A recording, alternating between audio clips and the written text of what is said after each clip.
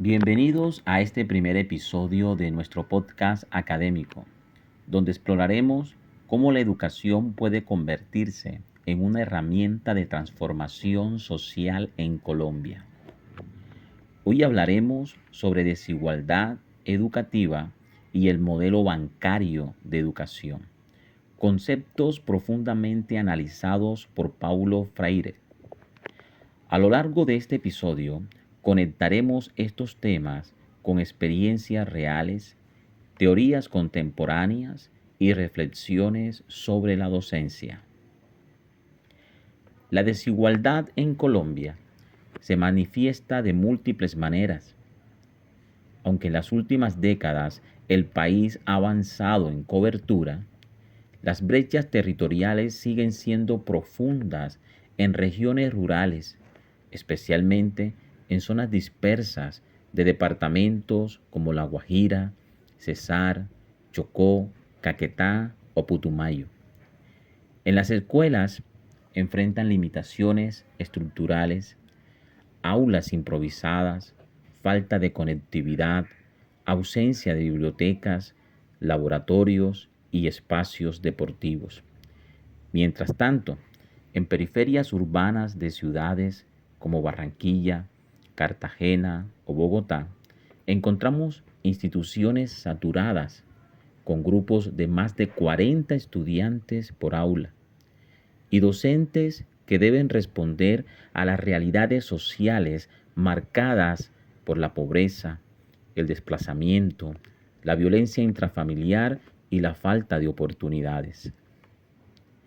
A estas condiciones materiales se suman desigualdades simbólicas, estudiantes que reciben mensajes de que la educación superior no es para ellos, que asisten a escuelas donde el currículo no dialoga con sus realidades ni con sus culturas. Esta combinación de brechas materiales y culturales limitan el desarrollo de proyectos de vida, restringe la movilidad social y perpetúa situaciones de exclusión que afectan de manera directa a las comunidades más vulnerables. Para comprender más profundamente este fenómeno, resulta útil relacionarlos con las teorías de Paulo Freire y con aportes de autores como Martha Nussbaum y Jürgen Habermas. Freire afirma que la educación no puede reducirse a un proceso mecánico de transmisión de contenidos. Para él, la alfabetización debe ser un proceso de concientización, es decir, la capacidad de leer no solo la palabra, sino también el mundo. Cuando un niño o una niña aprende a leer sin comprender su entorno, sin comprender por qué su escuela carece de agua potable o por qué su comunidad enfrenta barreras históricas, entonces la educación pierde su potencial libertador. Este enfoque es especialmente pertinente en Colombia, un país donde las desigualdades estructurales han sido reforzadas por décadas de conflicto armado, abandono institucional y concentración de riquezas. Freire señala que la educación debe partir de la realidad del educando y no del contenido impuesto y descontextualizado. Desde otra perspectiva, Martha Nussbaum, a través de la teoría de las capacidades, nos dice que una sociedad justa debe garantizar que todos los ciudadanos puedan desarrollar habilidades centrales para vivir una vida digna. Entre estas capacidades se incluye el pensamiento crítico, la afiliación social, la agencia y la posibilidad de participar en decisiones que afectan la vida propia. Si las escuelas de una región solo enseñan memorización, si los estudiantes no pueden argumentar, cuestionar ni expresar su opinión, entonces se está negando el desarrollo de estas capacidades. Y esta negación produce desigualdad.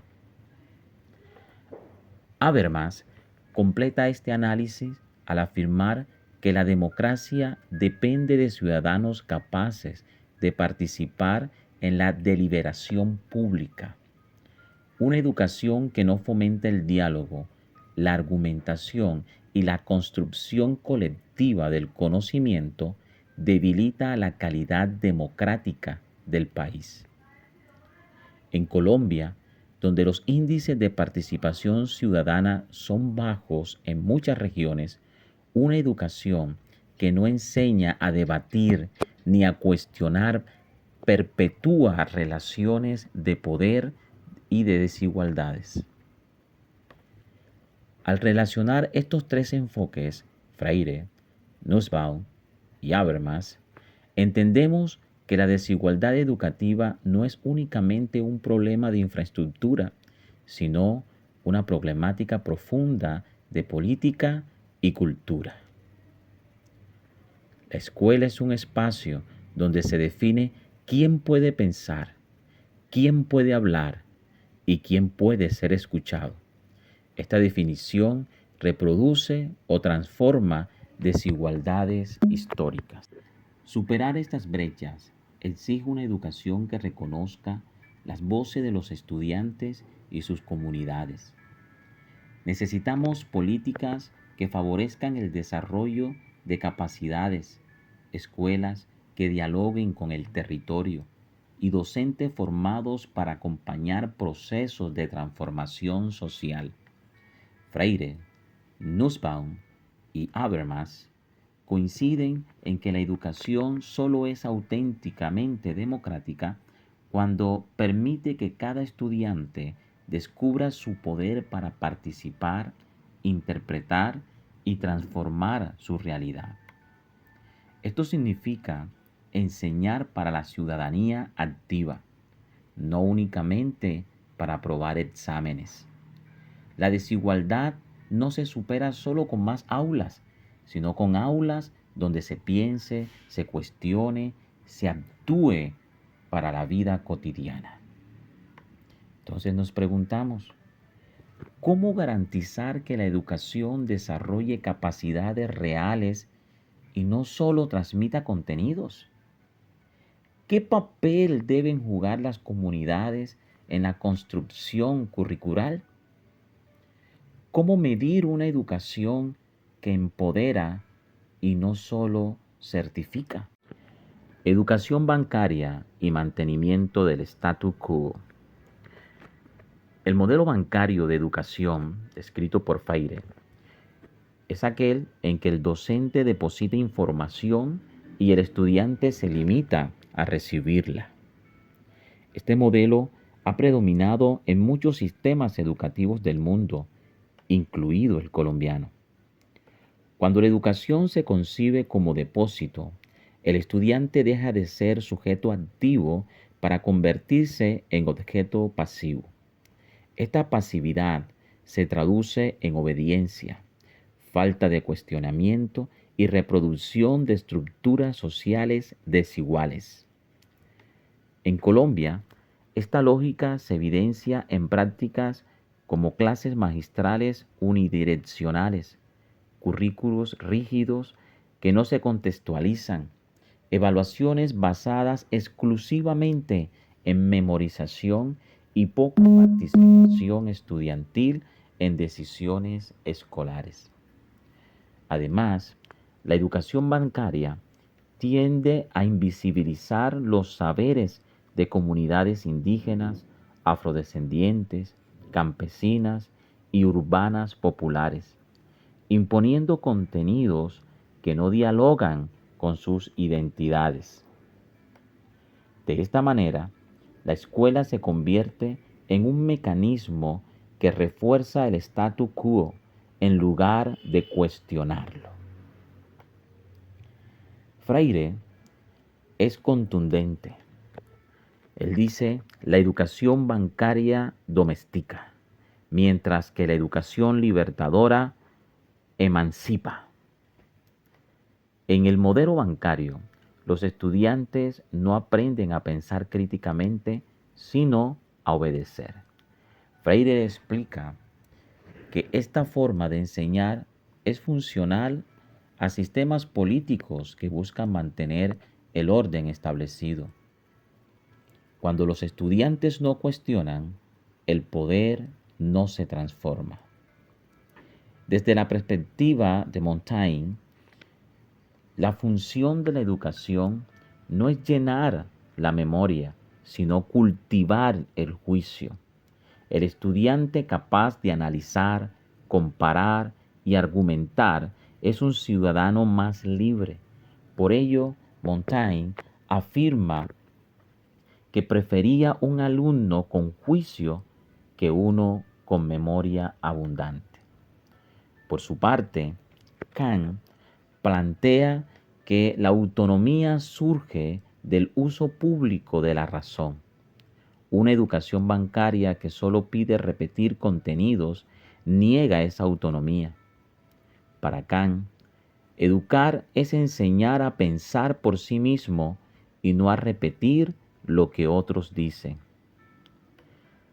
Nussbaum, nuevamente, desde la teoría de las capacidades, señala que los ciudadanos deben aprender a desarrollar la compasión, el pensamiento crítico y la imaginación narrativa.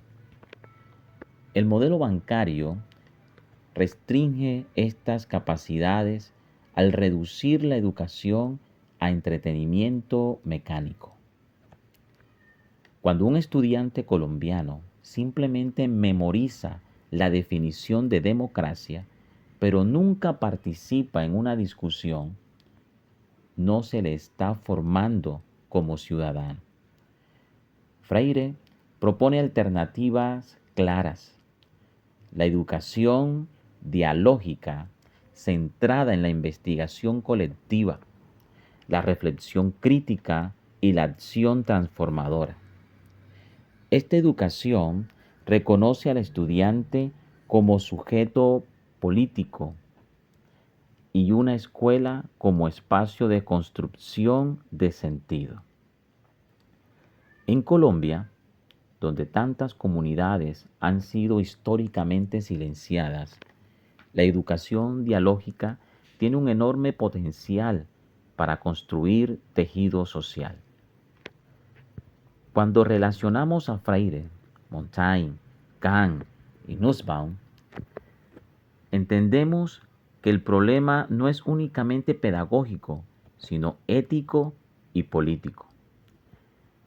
¿Queremos una educación que produzca la obediencia o una que forme ciudadanos autónomos capaces de transformar el modelo bancario?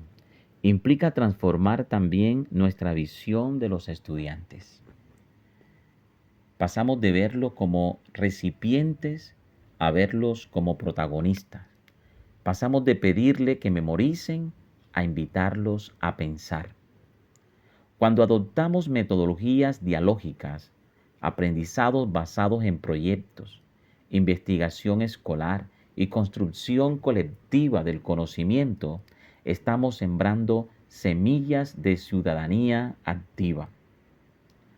Una sociedad cambia cuando quienes la habitan aprenden a hacer preguntas, no solo a repetir respuestas. Y la escuela, especialmente en el contexto colombiano, puede convertirse en ese espacio donde la voz del estudiante adquiere valor y capacidad de acción. ¿Qué tipo de evaluación fomenta el pensamiento crítico en lugar de memorización? ¿Cómo formar docentes que practiquen la horizontalidad en contextos marcados por la violencia? ¿Qué alianzas deberían impulsarse para transformar el modelo educativo en Colombia? Gracias por acompañarnos en este recorrido por la desigualdad educativa y el modelo bancario en Colombia. En el próximo episodio profundizaremos en las alternativas pedagógicas libertadoras que pueden transformar nuestras instituciones y comunidades. Hasta entonces, que Dios les bendiga.